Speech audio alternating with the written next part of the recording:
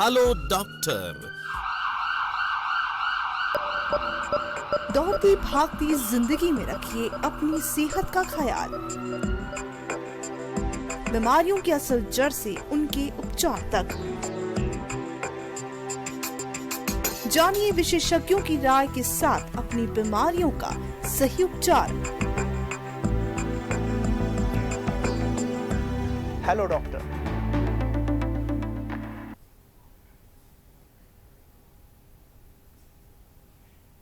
नमस्कार। Hello doctor live कार्यक्रम की इस कड़ी में आप सभी दर्शकों का एक बार पुनः स्वागत है।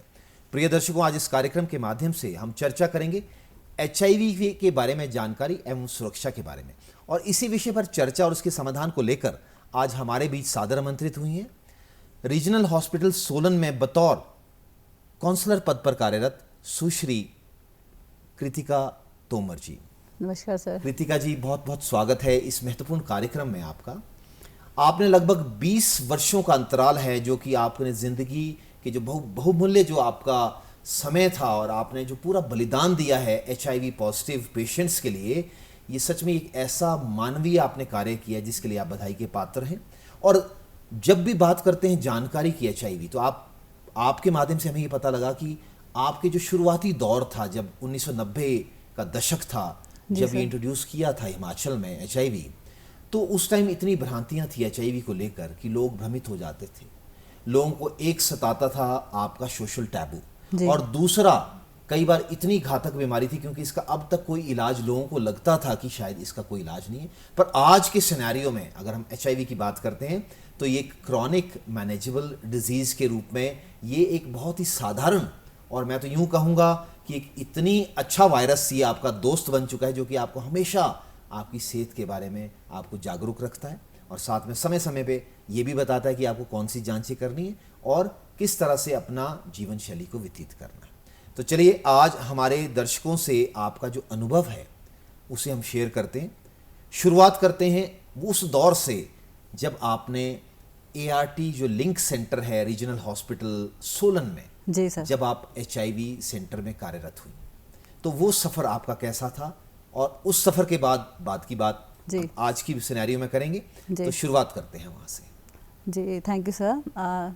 शुरुआत में जब मैंने ज्वाइन किया था, नया HIV का कार्यक्रम शुरू हुआ था, और उस वक्त सिर्फ डिस्ट्रिक्ट सोलन की जहाँ मैं बात करती हूँ, जहाँ मैं कार्यरत हूँ, सिर्फ रीजनल हॉस्पिटल सोलन में ही एक ऐसा ICTC सेंटर था जहाँ पर HIV का हम परीक्षण करते थे, काउंसलिंग करते थे। हमारे आसपास के इलाके जैसे नालागढ़, बद्दी, यहाँ तक के लोग हमारे पास जांच के लिए, परामर्श के लिए आते थे। और उस टाइम पे पूरी की पूरी फैमिलीज़, पूरे के पूरे परिवार, पूरे के गांव इस बीमारी से ग्रस्त थे। और उस टाइम पे ART जो था वो अवेलेबल नहीं था हमारे हिमाचल में, PGI चंडीगढ़ जाना होता था। लेकिन उस वक्त ऐसा होता था कि कुछ लोगों के पास गरीबत की वजह से या फिर जानकारी के अभाव से कैसे जाना है, कोई साथ में है कि नहीं है, सपोर्ट सिस्टम, लोग काफ़ी डिस्क्रिमिनेशन करते थे, तो काफ़ी टूटे लोग आते थे। तो धीरे धीरे उनको हम काउंसल करते थे। कुछ लोग जा पाते थे सर चंडीगढ़ PGI और वो स्वस्थ रहे आज तक, लेकिन कुछ नहीं जा पाए तो उनकी आकस्मिक मृत्यु भी हो गई। जो परामर्शकर्ता या जो काउंसलर जिसको उपाधि दी जाती है, जी, एक बहुत ही बड़ी उपाधि है। जी और सर। काउंसलर, किसी को काउंसल करना, आज की डेट में आप एक नॉर्मल आदमी को भी काउंसल करने में असक्षम रहते हैं। और जहाँ तक कि अगर बात करें हम जो HIV ऐसी संक्रमण से जो ग्रसित है, विषाणु जनित बीमारी से, जिसका कि खौफ शुरुआती दौर में, एक खौफ जो था वो कई बार ये लगता था कि HIV अब हो गया तो अब इससे दूरी बना के रखें। जी, HIV के फिर बहुत से प्रलोभन, बहुत से इश्तिहारों में, बहुत से मीडिया में, सोशल मीडिया के जरिए और कई नुक्कड़ नाटकों के जरिए भी ये बताया जाता था ये छुआछूत की बीमारी नहीं है। ये खाने से, साथ बैठने से, सोने से या फिर किसी के गले मिलने से नहीं होता। पर आज हमारी आवाम भी जागरूक है और काफी हद तक वो जो मिथ्स थे हमारे उस एरा के, वो काफी दूर हुए। पर वो जितने भी मिथ्स थे और जितने भी आगे आज की डेट में जितने भी जो कॉन्ट्रीब्यूशंस हैं बतौर काउंसलर, वो आपको श्रेय मिलता है उन सभी चीज़ों का। किसी भी व्यक्ति विशेष जो ग्रसित है और इस तरह की बीमारी से, हमेशा जो PLHIV पॉजिटिव पेशेंट है वो हमेशा ये की प्रश्न करता है कि इसका सटीक इलाज, इसका डेफिनेट ट्रीटमेंट कब आएगा। जी, ये अक्सर पेशेंट हमसे पूछते हैं कि सारी उम्र ही दवाई खानी पड़ेगी। तो उनको हम परामर्श करते हैं कि जैसे हम खाना खाते हैं रोज़, हम और भी आजकल शुगर, थायराइड, बीपी एक नॉर्मल बीमारी हो चुकी है, हम उनकी मेडिसिन भी लेते हैं। तो आप बिना सोचे समझे सोचे हमें कुछ नहीं है, ये सिर्फ एक ऐसी दवाई खा रहे हैं जो हमारे लिए अमृत का काम कर रही है। तो आप अमृत समझ के इसको खाइए। और आज सर मैंने देखा है कि जो लोग 10 से 15 साल, 15 से 20 साल तक जो अभी तक पुराने पेशेंट्स हैं, वो बिल्कुल स्वस्थ स्थिति में है। देखिए, अगर किसी भी बीमारी की हम बात करें, चाहे वो HIV विषाणु जनित है, चाहे बैक्टीरियल इन्फेक्शंस है, या कोई कम्युनिकेबल नॉन कम्युनिकेबल डिजीजेस भी हैं, आपकी शुगर हो गया, आपका ब्लड प्रेशर हो गया, और अवसाद, डिप्रेशन जो हो, इन सभी में डॉक्टरी शोध भी यही बताता है कि अगर आपका मानसिक स्थिति जो है, अगर आप वहाँ से सुदृढ़ हैं और अगर आप पॉजिटिव सोच रखते हैं जी, आप रिलैक्स रहते हैं जी, तो कोई बड़ी से बड़ी घातक से घातक बीमारी, यहाँ तक कि कैंसर, बिल्कुल सर, वो आपका कुछ नहीं बिगाड़, आप उनको हरा सकते हैं। तो ये सभी चीज़ें जो आप बढ़ाते हैं और लोगों को आप प्रोत्साहित करते हैं जी, कि आपको कैसे मेडिसिन लेना है, किस किस टाइम आपको अपनी जांच करानी है, और वो जांच में क्या क्या चीज़ें आपको करानी है, क्या क्या वो लक्षण हैं जो आपको भांपना है जी, वो भी आपसे अब डिटेल में जानेंगे जी सर। अगर मैं ये बात आपसे, एक हमारे अगर दर्शक चाहते हों कोई जर से, क्योंकि अभी भी टेस्टिंग जो है, अभी भी काफ़ी हद तक लोग वॉलंटरी टेस्टिंग नहीं कराते, उन्हें अभी भी ये डर लगता है कि नहीं, अगर हम एक्सपोज हो गए तो शायद समाज हमें एक्सेप्ट नहीं कर पाए। पर अब समाज में बहुत ज़्यादा तब्दीली आ गई है। वो युग होता था कि जब सती प्रथा होती थी जी, वो युग था जब बाल विवाह होते थे हाँ जी, वो युग है अभी जाति प्रथा से भी जूझ रहे हैं। बट डिस्क्रिमिनेशन की जब बात आती है तो वो सही लोग इस चीज़ का शिकार बनते हैं, उन्हें भी लगता है कि शायद समाज हमें एक्सेप्ट नहीं कर रहा है जी। पर आप लोगों ने इतनी उनमें पॉजिटिविटी भर दी है कि आज वही लोग अपने राइट्स को समझते हैं जी, और बढ़ चढ़कर आगे आकर बिल्कुल सर, और कई लोगों को भी जो ग्रसित है इसी बीमारी से, उनका इलाज करते हैं। तो अगर मैं इसी संदर्भ में आपसे प्रश्न करना चाहूँ कि अगर समाज में किसी भी व्यक्ति को, अगर हम ये जानना चाहें कि HIV का कहीं शिकार तो नहीं हो गया, तो वो ऐसे क्या क्या लक्षण हैं जो कि पता होने ज़रूरी है? जी सर, शुरुआती लक्षण, जैसे ही शरीर में HIV वायरस जाता है, शुरुआत में वो इन्फ्लुएंजा, फ्लू लाइक सिम्टम्स देता है हमें, जैसे कि फीवर रहना, बुखार आता है, कई बार लूज़ मोशन चलते हैं, वेट लॉस हो जाता है, कई बार TB भी हो जाती है, कॉफ़ करता रहता है इंसान, लेकिन उसको ये नहीं पता चलता कि कॉफ़ क्यों आ रहा है, क्योंकि HIV TB रिलेटेड ही है। दोनों में क्या होता है, हमारा रोग प्रतिरोधक क्षमता नीचे जाती है, गिरती है, कमी हो जाती है, तो इस वजह से TB भी हो जाता है और HIV भी हो जाता है। तो फिर वो आके कभी भी अगर इन लक्षण से ग्रस्त होता है, उसको एक बार HIV की जांच तो ज़रूर करानी चाहिए जी।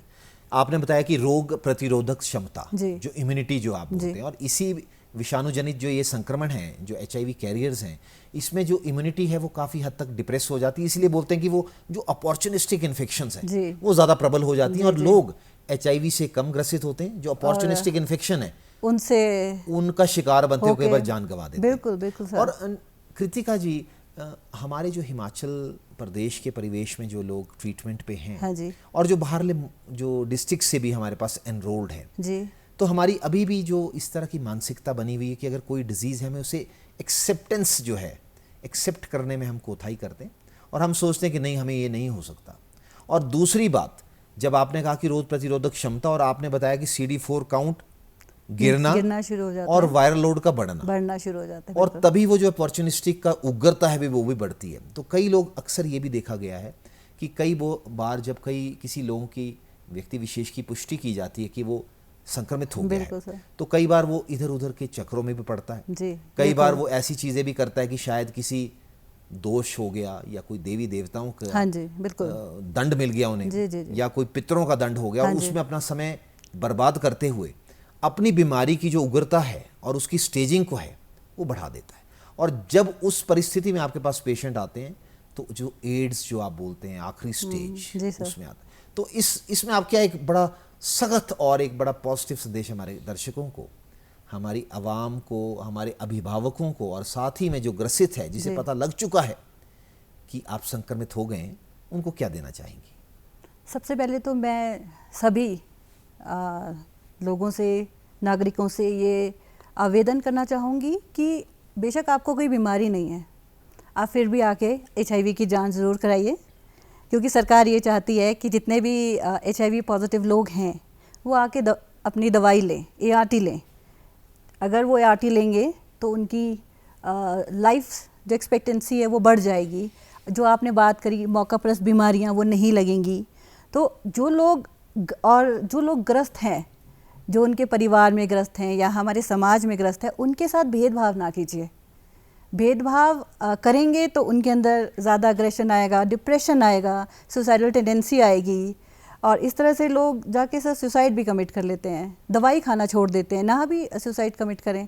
यहीं पर हम लोग इतना परामर्श करने की कोशिश करते हैं, ऐसे लोग जो दिल से टूटे होते हैं वो हमारे पास आते हैं। तो हमारा समाज से सिर्फ यही एक अनुरोध रहता है कि आप इन लोगों के साथ प्यार बढ़ाइए। HIV जैसे आपने बताया कि गले मिलने से नहीं फैलता, एक साथ रहने से नहीं फैलता, HIV ऐसा करने से प्यार फैलता है और हम चाहते हैं कि समाज में प्यार फैले, जिससे इन लोगों को एक पॉजिटिव एटीट्यूड, पॉजिटिव अप्रोच आए कि हमने भी जीना है, हम भी HIV नेगेटिव लोगों की तरह ही समान हैं, हमारे भी समान अधिकार हैं, हम भी एक खुशहाल जीवन जी सकते हैं। तो आपने कहा कि गले मिलने से नहीं फैलता, पर गले मिलने से ये बीमारी जो व्यक्ति विशेष जिसे बीमारी लगे अगर उसे गले मिले तो शायद उसका जो मनोबल है जी और शायद उसकी जो पॉजिटिविटी है हाँ जी, वो नकारात्मक सोच से ग्रसित हो गया है, तो उससे उभर कर बिल्कुल शायद उसकी उम्र और ज़्यादा बढ़ सकती है। जी बिल्कुल। तो ये बीमारी एक तरह से अगर देखा जाए तो सामाजिक कंट्रीब्यूशन और जो आपके अभिभावक हैं जी जो भी समाज के वो लोग हैं, वॉलंटरी जो NGOs हैं, जी उनका भी योगदान बहुत ही महत्वपूर्ण है बिल्कुल इस सर। बीमारी को अगर सच में ही ठीक रखना जी। है और लंबे अरसे तक किसी भी ग्रसित व्यक्ति को लेके जाना है। जी कृतिका जी, बहुत ही ज़्यादा जो NACO national AIDS control organisation है और जितनी भी गवर्नमेंट्स टाइम टू टाइम आती है, इस पे इतना ज़्यादा कार्य हो रहा है, इतने ज़्यादा बेनिफिट्स मिल रहे हैं। जी आज तक की जितनी भी बीमारियां हैं, चाहे वो हार्ट अटैक्स हैं, हाँ जी चाहे वो हार्ट की समस्या, शुगर से ग्रसित है, जी। ट्यूबरक्लोसिस है, हाँ जी कैंसर से ग्रसित है, पर अगर हम सब की बात करें जी तो जो संक्रमित HIV व्यक्ति है उसके लिए बहुत सारे बेनिफिट्स सरकारों ने दे रखे बिल्कुल हैं। कई बार अक्सर उन्हें ये पता नहीं होता कि आपके राइट्स क्या हैं। जी तो एक बार ज़रा हमारे दर्शकों को और ख़ास तौर पे हमारे जो भाई बहन, हमारे जो संक्रमित भाई बंधु हैं, जी उन्हें भी पता लगना चाहिए कि वो क्या क्या चीज़ें हैं। जी सबसे पहले तो संक्रमित व्यक्तियों के लिए जो हमारे बीच में रह रहे हैं और जिनको अपना स्टेटस पता भी है लेकिन छुप के बैठ गए हैं, जो सरकार ने दवाई उपलब्ध कराई है वो बिल्कुल फ्री है, बिल्कुल मुफ्त है। जो हमारे नोडल ART सेंटर्स हैं, जैसे हम सोलन की बात करें नज़दीकी, हमारे पास IGMC शिमला है, MMU जो हमारा एक प्राइवेट कॉलेज है, मेडिकल कॉलेज, वहाँ पर भी अब ART की सुविधा उपलब्ध हो गई है। अच्छा, कई बार ऐसा होता है कि पैसे नहीं जाने के लिए सेंटर तक, तो वहाँ पर सरकार ने बस पास बनाया है, सरकारी बस पास बनाया है और उनके अभिभावक के लिए भी बस पास बनाया है। साथ में उनको 1500 का स्टाइपेंड सरकार देती है कि आपको थोड़ा सा अपनी डाइट के ऊपर, न्यूट्रिशन के ऊपर अगर ध्यान देना है तो आप थोड़ा उसमें से खर्च कर लीजिए। उनके बच्चों के लिए सहायता राशि रहती है 18 वर्ष तक, 0 की उम्र से 18 वर्ष तक 800 का स्टाइपेंड लास्ट जो हम देते हैं पर मंथ सभी बच्चों को देते हैं, इर्रिस्पेक्टिव ऑफ उनका HIV स्टेटस। दोनों में से, माँ बाप में से अगर कोई भी एक संक्रमित है तो उनके बच्चों को ये प्रावधान दिया जा रहा है और सरकार इसको बढ़ाने की कोशिश भी कर रही है उम्र को कि थोड़ी बढ़ जाए। नहीं, बहुत अच्छा है जो गेजेट ऑफ इंडिया 2017 में जिनको राइट्स को प्रिजर्व करने की जितनी बात जी। कही गई, पर कृतिका जी अक्सर ये भी देखा कि छुटपुट इस तरह की घटनाएं भी आती जी। हैं कि कई बार जो आपको राइट्स दिए जाते हैं आप उसका मिसयूज भी करते हैं जी। और उस मिसयूज करने से कई बार जो समाज आपकी सेवा में, आपके कंट्रीब्यूशन में, NGOs आपकी सेवा में और कंट्रीब्यूशन में और समाज का हर वो वर्ग जी। जो आपसे कंधे से कंधा मिलाकर आपकी बीमारी को लड़ने में आपकी सहायक होता है, जी। कई बार उनका भी मनोबल गिर जाता जी। है। तो हाँ, इस राइट को सदुपयोग जरूर करें, पर दुरुपयोग जो करते हैं आपको उनको भी एक संदेश देना जरूरी है, क्योंकि ये समाज आपके लिए जी रहा है, आप समाज के लिए जी रहे हैं। तो ये जी। क्या महत्वपूर्ण संदेश आप ऐसा भी देना चाहेंगे हमारे जो ग्रसित हमारे भाई बंधु मैं हैं? बिल्कुल, आपने सही कहा कि राइट्स का दुरुपयोग होता है लेकिन सभी नहीं करते। लेकिन एक रॉन्ग एग्जाम्पल जो आपने कहा सेट हो जाता है, जैसे मान लीजिए जहाँ पर फैक्ट्री वर्कर्स हैं, फैक्ट्रीज़ हैं या फिर कहीं पे भी कोई इंस्टीट्यूशंस हैं, वहाँ पर कंप्लेंट्स ऑफिसर हमेशा एक तैनात है जो HIV से रिलेटेड, डिस्क्रिमिनेशन से रिलेटेड वो कंप्लेंट को दर्ज करता है। अगर इस तरह का वो गलत इल्ज़ाम या कुछ अपने फैक्ट्री वर्क ओनर्स पे लगाते हैं कि हमारे साथ डिस्क्रिमिनेशन हो रही है, को वर्कर्स के साथ लगाते हैं, तो उससे एक तो देखिए कि उनको सहायता नहीं मिलेगी, साथ में जो दूसरे लोग सच में ही जिनके साथ डिस्क्रिमिनेशन हो रहा है उनको कोई मदद नहीं मिलेगी, और साथ में जो लोग हैं जो उनकी सहायता करते हैं समाज में, जो फिलैंथ्रोपिस्ट हैं, वो पीछे हट जाएंगे कुछ लोगों की वजह से। तो इस तरह से दुरुपयोग करेंगे तो सर समाज को एक नेगेटिव मैसेज तो जाएगा। तो चलिए ट्रांसमिशन की भी अगर हम बात करते हैं तो थोड़ा बहुत एक बार दोबारा रिवाइज हमारे दर्शक भी करना चाहेंगे, और वो खास तौर पे वो वर्ग जो हाई रिस्क ग्रुप है, हाँ जी, उनको भी एक बार आप बता दीजिए कि जो ट्रांसमिशन के मोड्स हैं, जो जरिए हैं, तो असुरक्षित यौन संबंध के अलावा और वो क्या क्या चीजें हैं, क्योंकि अक्सर ये भी देखा गया कृतिका जी, जब भी कोई व्यक्ति विशेष इस बीमारी से संक्रमण होकर आपके लिंक सेंटर में या ART सेंटर में आता है तो उनको बड़ी शक की निगाहों से देखा जाता है। वो सोचते हैं कि शायद इस आदमी का या कोई भी जिस तरह का व्यक्ति विशेष का शायद करेक्टर पे बात आती है। जी बिल्कुल सर।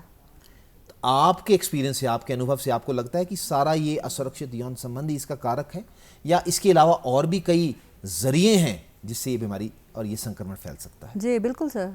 अब देखिए आजकल थोड़ा नशा का प्रचलन बढ़ रहा है, सिरिंजेस निडल्स शेयर हो रही हैं। तो कई बार मैंने देखा है कि जो हमारे पास काउंसलिंग के लिए लोग आते हैं वो बताते हैं कि हम ड्रग अब्यूज़ में हैं और हमने निडल्स शेयर करी हैं। तो उनमें से भी अगर लोग संक्रमित हमारे पास पाए जाते हैं तो एक कारण तो वही हो गया, और आजकल ज़्यादातर यही एक ज़्यादा माध्यम बन गया है जिसकी वजह से HIV संक्रमण बढ़ता जा रहा है। साथ में जो गर्भवती महिलाएं हैं जिनके अंदर ये संक्रमण है, उनके बच्चों को चला जाता है। अच्छा देखिए कि अगर हमने रक्त की हमें ज़रूरत हो गई और हमने सरकारी ब्लड बैंक या लाइसेंस ब्लड बैंक से नहीं लिया तो संक्रमित खून मिल गया, तो एक ही बारी में HIV पॉजिटिव इंसान हो जाता है एक ही ब्लड बैंक के ट्रांसफ्यूजन से। तो काफ़ी सारे कारण हैं सर। एक सरकार ने और बड़ी महत्वपूर्ण मुहिम हाल ही में चलाई थी 95, या मैं शायद भूल रहा हूँ 95 जी बिल्कुल। वो क्या चीज़ 95 है? सर जैसे मैंने अभी पहले आपसे बात की थी कि एज अ रिस्पॉन्सिबल सिटीज़न हमारी ये रिस्पॉन्सिबिलिटी है, हमारी ये ड्यूटी है कि सभी को अपना HIV टेस्ट कराना चाहिए। जब हम टेस्ट कराएंगे तभी हम अपना स्टेटस जान पाएंगे, और उनमें से जो 95% लोग हैं HIV पॉजिटिव जो निकल रहे हैं हम उनको डिटेक्ट कर पाएंगे। That is first 95। सेकेंड 95 है कि सर जो 95% लोग हमने डिटेक्शन में लाए हैं HIV पॉजिटिव संक्रमण में जो हैं उनको हम ART पे मेडिसिन पे डाल दें, और जो उनमें से 95% है उनको वायरल सप्रेशन हो जाए ताकि ट्रांसमिशन रेट भी कट डाउन हो जाए। आप देखिए जब वायरल सप्रेशन होगा तो अगर बाई चांस कुछ उनका ऐसा रिस्क बिहेवियर रहता है तो सामने वाले को थोड़ा कम खतरा हो जाता है सर। जी चलिए, रिस्क बिहेवियर तो एक तो आपका दायित्व बनता है, वफादारी तो बहुत महत्वपूर्ण है। साथ में आपने एक भी सीधा संदेश हमारे युवा वर्ग को दे दिया, क्योंकि आजकल जो ये नशाखोरी है खास तौर पर जो IV ड्रग एब्यूजर्स हैं, और खास तौर पे ये टैटूज का भी प्रचलन आजकल बहुत है। तो आपके अनुभव से कोई इस तरह का भी आपके पास पेशेंट आया जिसका कि टैटू के बाद वो संक्रमित हो गया? सर मुझे ध्यान है कि एक पेशेंट आया था जो वो कह रहा था कि 2 साल पहले उसने टैटू बनाए, और उसने एक टैटू नहीं बनाया, उसने काफ़ी बॉडी टैटूइंग करी थी, और शायद कुछ वहाँ पे ऐसा वाक़या हुआ होगा जिसकी वजह से कई बार होता है ना कि एक ही बार में पूरा टैटू तो नहीं बनता है, 2-3 लोग साथ बैठे होते हैं, अब कभी वही निडल वही टैटू वाली शेयर हो गई है, तो संक्रमण जा सकता है सर। तो बिल्कुल आप ये बिल्कुल ध्यान रखें कि जब भी कोई सब चीज़ें ये करनी है, शौक होता है कईयों को, आजकल युवा वर्ग को बहुत शौक है कि टैटूज बनाने। हाँ जी, तो टैटू बनाना कोई बुरी बात नहीं है, पर जो ऑथेंटिकेटेड जगह है या कोई है, हम नहीं बोलते कि वो उसको बनाना ज़रूरी है। ऐसी चीज़ों से आप बचें, क्योंकि इन सब चीज़ों से हेपेटाइटिस B, हेपेटाइटिस C और जो HIV का संक्रमण है इसका बढ़ने की जो खतरा ज़्यादा हो जाता है, और खास तौर पे HIV का को कम है, और अगर हेपेटाइटिस B जो है वो ज़्यादा घातक हो जाती है जी बिल्कुल, और जो कि लिवर के आपको खराब करती है, आपकी इम्यूनिटी को इनडायरेक्टली फिर और डिप्रेस करती है। जी। आपके राइट्स की अगर हम बात करें तो राइट्स आपने बताया कि कुछ एक सरकार ने इस तरह के भी प्रावधान रखे हुए हैं कि आपका आना जाने का किराया आप बता रही थी, उनके साथ उनके कोई अटेंडेंट है उनको भी पासेस बनते हैं, और साथ में कुछ एक खाने का भी एक हैंडसम अमाउंट दिया जाता है, कुछ एक 1500 का सर। जी और ये जो हमारे जो बच्चे हैं उनकी कोई केयर के लिए, उनकी स्कूलिंग के लिए या फिर उनकी सपोर्ट के लिए भी कोई इस तरह की प्रावधान हमारी इस नैको में? राशन कार्ड का भी एक अलग से प्रावधान है जो अपनी आइडेंटिटी रिवील कर सकते हैं, क्योंकि समाज में अगर उनको लगता है उनके साथ डिस्क्रिमिनेशन नहीं हो रहा है, या जहाँ वो डिपो में राशन लेने जाएंगे राशन कार्ड से एक्स्ट्रा उनको हम राशन दिलवाते हैं, तो काफ़ी पेशेंट्स ले रहे हैं सर एनजीओ के माध्यम से। टीआई एनजीओज जो टारगेटेड इंटरवेंशन करती हैं, specifically female sex workers, IDUs, truckers पे काम कर रही हैं, तो वो इन लोगों की काफ़ी हेल्प करती हैं। कृतिका जी देखिए, जब भी एक बहुत बड़ा चैलेंज होता है कि क्योंकि आपके पास जो मरीज आएगा जी, वो डिफरेंट कम्युनिटी का भी हो सकता है, हाँ जी, डिफरेंट सोशियो इकोनॉमिक स्टेटस का भी हो सकता जी। है, मानसिक रूप भी अलग अलग हो सकते हैं, जी। कोई अवसाद के शिकार से भी आपके पास आ सकता है, या जी। कोई बहुत वायलेंट होकर भी आपके साथ आ सकता है। बिल्कुल सर। आप बखूबी तरीके से उन सभी जो मरीज हैं, उन ग्रसित मरीज हैं, उनको डील करती हैं। तो सच में आपकी जो स्किल है और आपकी सच में जो क्षमता है काउंसलिंग, जो परामर्शकर्ता जिसको बोला जाता है जी। इसका आप जीता जागता उदाहरण बन चुकी हैं। और सच में आज ना केवल सोलन में, आज पूरा हिमाचल आप पे गर्व महसूस करता है। और हम आपसे ये उम्मीद करते हैं आगे भी आप इसी तरह का जो प्रोत्साहन है और इसी तरह की पॉजिटिविटी जो हमारे बेचारे गलती से जो इस बीमारी से संक्रमित हो गए हैं, उनको आप इतना बूस्ट करें कि जो हमारे समाज में वो बढ़ चढ़ कर अपना योगदान दें। क्योंकि अभी भी ये देखा गया कि कई लोग अपनी बीमारी को छुपाते हुए संकोच करते हैं, किसी भी फील्ड में आगे आने से डरते हैं। आप बढ़ चढ़ कर अपनी फील्ड में, और इस तरह की भी छुटपुट घटनाएं आई हैं कि कोई किसी प्रोफेशन में है, खास तौर पर पैरामिलिट्री में या मिलिट्री में या फिर किसी और जगह में भी, तो कई बार ये भी देखा गया उनका मेडिकल करा के कई बार उनकी प्रमोशंस को उनको भी रोका जा सकता है। तो क्या आप उनको भी संदेश, क्योंकि शायद हो सकता है उन्हें भी ये सब चीज़ों का पता ना हो, तो आप क्या बोलती हैं कि ऐसा आदमी बिल्कुल सुपर फिट है, ऐसा आदमी प्रमोट हो सकता है, और अगर ऐसे आदमी को आप डिस्क्रिमिनेट करते हुए उनकी प्रमोशन या उनके कोई भी बेनिफिट्स को रोकती हैं, तो ये क्या दंडनीय अपराध है या नहीं? बिल्कुल सर, जैसे कि बात हुई थी, एक्ट ऑफ 2017 अब लागू हो चुका है, और अगर HIV के लिए, HIV की वजह से कोई किसी के साथ भेदभाव या डिस्क्रिमिनेशन करता है, उसकी प्रमोशन रोकता है, तो ये एक दंडनीय अपराध है। उसमें 3 महीने से लेकर 1 साल तक की सज़ा हो सकती है, 1 लाख रुपए तक का जुर्माना भी हो सकता है। और इस तरह का अपराध कोई करेगा तो ऑब्वियसली सर इम्प्रिजनमेंट तो है ही है, तो इससे बचना चाहिए। किसी के अधिकार को आप दबा नहीं सकते। ये सभी के लिए है, इरिस्पेक्टिव ऑफ उनका एजुकेशनल स्टेटस, उनका सोसाइटल स्टेटस, सभी के लिए लॉ एक्ट जो है वो बराबर काम करता है। इतना सारा कंट्रीब्यूशन है समाज की तरफ से भी, सरकारों की तरफ से भी, नेशनल एड्स कंट्रोल ऑर्गेनाइजेशन की तरफ से भी, WHO की तरफ से भी, तो एक आपका भी दायित्व बन जाता है, जब आपका सपोर्ट सिस्टम इतना स्ट्रांग है तो जो ग्रसित व्यक्ति है उसे भी पॉजिटिविटी करके उसे भी उन सभी सपोर्ट को सपोर्ट देना है। किस रूप में? कि वो बिल्कुल ईमानदारी से अपनी दवाओं का सेवन करें। बिल्कुल। और जो आप बता रही थी 95% का जो कंसेप्ट है, कई लोग अक्सर ये भी देखते हैं अपनी मर्जी से दवाई खाते हैं, फिर कई बार उन्हें लगता है कि छुटपुट साइड इफेक्ट हो गए और उसको वो तोड़ देते हैं। और कई बार कई बीमारियां, जैसे आप बोलते हैं 4S सिम्टम्स, तो मुझे इसी बात से याद आया, वो 4S सिम्टम्स क्या है? सर ये TB से रिलेटेड हम बात करते हैं कि कोई भी हमारे पास ICTC या लिंक में पेशेंट आता है तो हम उसकी 4S स्क्रीनिंग करते हैं। 4S स्क्रीनिंग यानी कि आपका अचानक से वेट लॉस तो नहीं हो गया, आप बलगम में आपके खून तो नहीं आ रहा है, आपको फीवर तो नहीं रह रहा है, या आपको कॉफ वैसे ही रह रहा है, तो ये, और रात को आपको कॉफ और पसीना पड़ना है, हाँ, रात को जो पसीना आ रहा है सर, नाइट स्वेट्स जो चलते हैं वो तो नहीं हो रहे हैं, तो these are all 4S symptoms. इनकी स्क्रीनिंग के बाद हम पेशेंट को RNTCP में जो प्रोग्राम है TB एग्जामिनेशन के लिए रेफर कर देते हैं, स्पूटम एग्जामिनेशन के लिए बेसिकली। आपने कहा कि खांसी, तो जब भी हम आम नॉन HIV संक्रमित व्यक्ति से जब भी हम बात करते हैं तो हम बोलते हैं 3 हफ्ते से ज्यादा की खांसी, पर यहाँ पे जब आप HIV संक्रमित व्यक्ति की खांसी के बारे में बात करते हैं तो आप बोलते हैं कि 1 दिन की भी अगर खांसी है बिल्कुल, तो उसकी जो है वो पुष्टि ट्यूबरक्लोसिस की होनी बहुत ज़्यादा ज़रूरी है, बलगम जांच होनी चाहिए, बहुत ज़्यादा ज़रूरी है। और बलगम में भी ये देखा गया कि पुरानी भी कई लोग इस तरह से भी अपनी पुरानी बीमारियां छुपाते हैं। हाँ जी। वो ये बोलते हैं कि हमने पहले TB की दवा नहीं ली है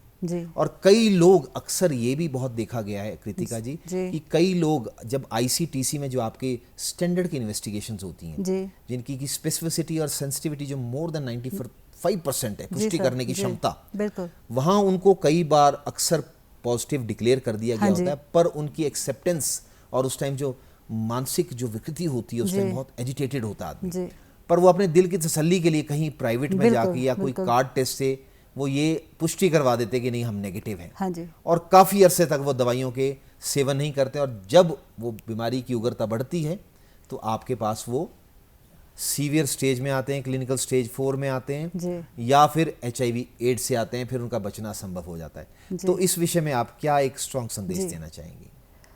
पहले तो सर, आप डॉक्टर हैं, हम डॉक्टर हमेशा बोलते हैं कि अपनी बीमारी छुपानी नहीं चाहिए, सच बताना चाहिए सामने से।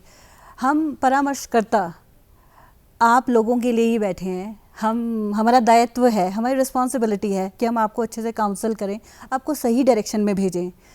क्योंकि सर मैंने देखा है कि 99% मेरे पेशेंट्स तो दे आर ऑन ART चले जाते हैं एकदम से। लेकिन हाँ, जैसे आपने बात करी, ऐसे पेशेंट्स भी होते हैं जो चले जाते हैं, लेकिन यहाँ पे सबसे इम्पॉर्टेंट है कि आपने उनको काउंसल कैसे किया है। जी, जी। मेरे पास 1-2 पेशेंट्स रिसेंटली थे सर, लेकिन आफ्टर 3 मंथ्स, जैसे आपने बात की, बाहर से उसने दिखा दिया कि आई एम नेगेटिव, मैं मेडिसिन नहीं खाऊंगा, लेकिन 3 महीने बाद, 4 महीने बाद वो वापस आया और मेडिसिन ली।